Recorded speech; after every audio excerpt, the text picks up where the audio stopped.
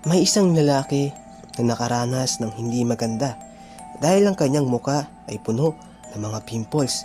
Hanggang sa isang araw ay may nagsabi sa kanya na ang tanging paraan lang para mawala ang mga pimples nito ay kailangan nilang maglagay ng mga ipis sa ilalim ng kanyang unan bago matulog. Kaya naman ito ay agad na sinunod ng lalaki.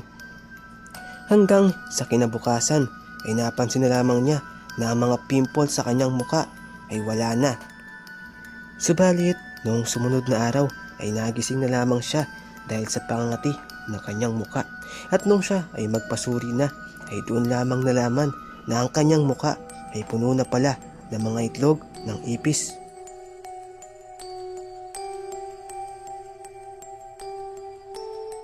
May isang babae na nais manatili ang kanyang kagandahan at batang itsura. Kaya naman nagtungo siya sa isang manggagamot at nagtanong kung paano manatiling maganda at batang itsura.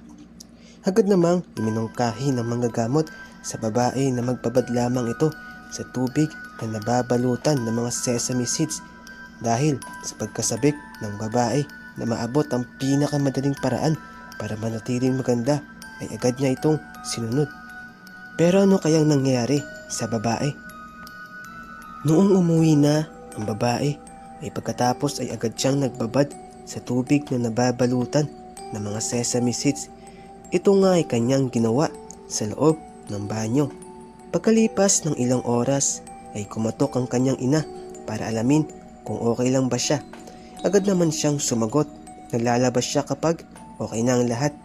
Subalit ang kanyang ina ay lubos na nabahala sa maaring nangyari sa kanyang anak.